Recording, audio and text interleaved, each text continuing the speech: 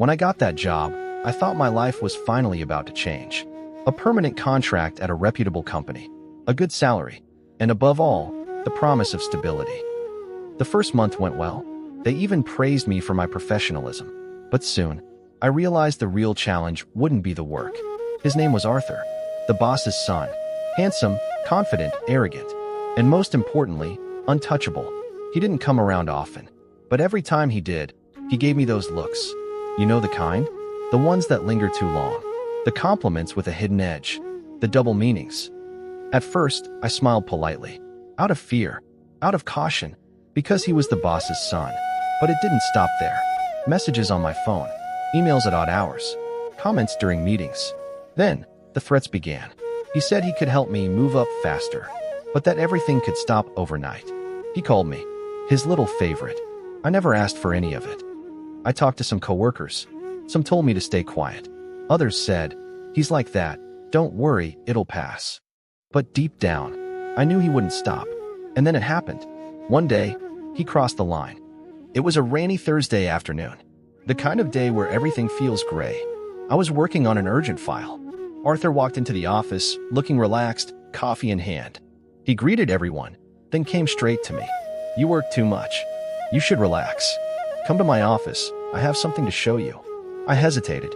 Refusing would seem rude. And he knew that. He thrived on it. I followed him. When the door closed behind me, he turned the key. I still remember the click of the lock.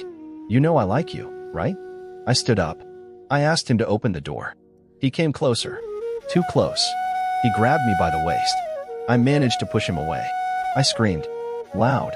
And then, someone knocked. It was Jerome, a coworker from marketing. Arthur opened the door, furious, and let me out without a word. But I understood one thing. If we'd been alone in the building, he wouldn't have stopped. And I knew. This wasn't just inappropriate anymore. It was an assault. The next day, I did what few dare to do. I went to human resources. I told them everything. The harassment, the messages, the incident in his office. They listened, took notes, said they'd launch an internal investigation. But as soon as I left that room, I felt the stares, the whispers. The mood had shifted. Some coworkers stopped talking to me. Others subtly moved away during meetings. And Arthur, he carried on like nothing had happened. Worse. He smiled. And one morning, when I arrived, my badge didn't work.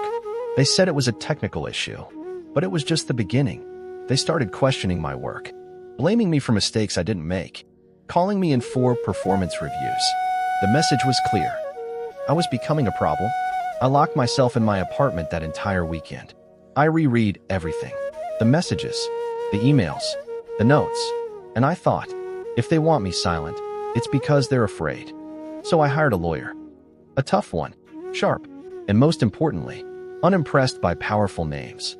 We built a case, well-structured, with proof, witnesses, screenshots, and I filed a complaint. I was scared. I couldn't sleep. But I knew if I did nothing, he'd do it again. To someone else. Maybe someone younger, more vulnerable. And that, I couldn't allow. When the complaint was filed, everything exploded. The bosses came to see me. They offered a mutual separation, with a non-disclosure clause, and a check. But I looked them straight in the eyes. "I'm not for sale." Then they changed their tone. They threatened me, talked about defamation, frivolous litigation. But what they didn't know was that my lawyer had already tipped off the media. A few days later, an article was published. Bold headline, "Harassment Scandal, the complaint shaking a major company." HR's phone wouldn't stop ringing. Social media caught fire. And me? I was no longer alone. On the day of the hearing, I was trembling. Not from cold. From stress, anxiety, rage. Arthur was there, sitting, emotionless, like he was attending a gala. His lawyers argued it was all lies. Exaggeration. They tried to destroy my credibility, said I had misunderstood his intentions.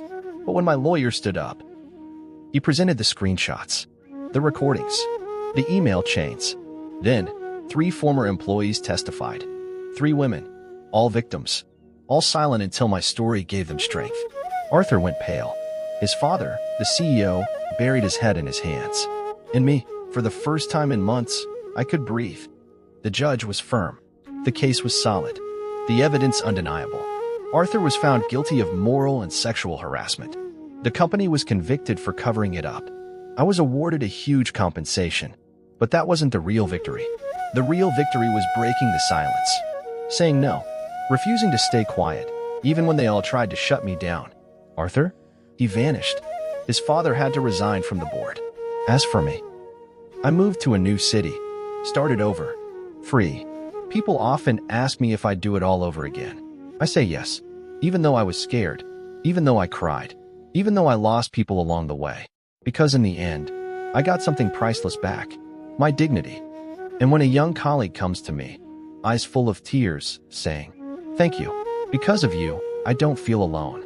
I know all of this wasn't in vain." I thought life would go back to normal after the trial, but I was wrong. Social media exploded. Some praised me, called me brave and inspiration, but others hurled insults. "You ruined a family for money. You asked for it. You just want attention." Anonymous messages, threats. One time, I found a note on my windshield. It simply read, "You don't take down an heir without paying for it." So I moved, changed my number, started over somewhere new. But deep down, a voice kept repeating, "You did the right thing." And I listened. Months passed. I rebuilt a quiet life, a simpler job, a peaceful routine. But sometimes, in a coworker's eyes, I saw fear. That mix of silence and resignation. So one day, I organized a workshop, a safe space, private, confidential, and the stories poured out. Heavy, painful, all too familiar. I wasn't just a victim anymore. I had become a symbol, a refuge, a voice. And more than once, hearing these women, I thought, what if I had stayed silent? They were told to shut up too, made to doubt themselves. And now, they were speaking. One day, an email arrived, an invitation, a conference on workplace harassment. They wanted me to speak. I hesitated for a long time. Then I said yes. On stage, in front of hundreds, I told my story, not to complain, but to expose, to warn. Afterward, a woman hugged me, an HR director at a large company. She said, "Thanks to you, we're changing our policies. Thanks to you, no one will ever say it's not a big deal again." And that's when I knew. Silence had switched sides. A year later, I returned to my hometown, not to relive the past, but to close the chapter. I walked past my old company's building. There was a sign for sale. The company had collapsed. Lawsuits piled up. Investors fled. Arthur? I spotted him once in a cafe, unshaven, hollow-eyed. He saw me and looked away. That day, I felt nothing. No joy, no revenge, just peace. Today, I'm no longer the same person. I don't live in fear. I don't stay silent. And when people ask what I gained from all this, I answer, myself. I regained the right to reject the unacceptable, the right to say no, and to say it loud. This story didn't break me. It revealed me.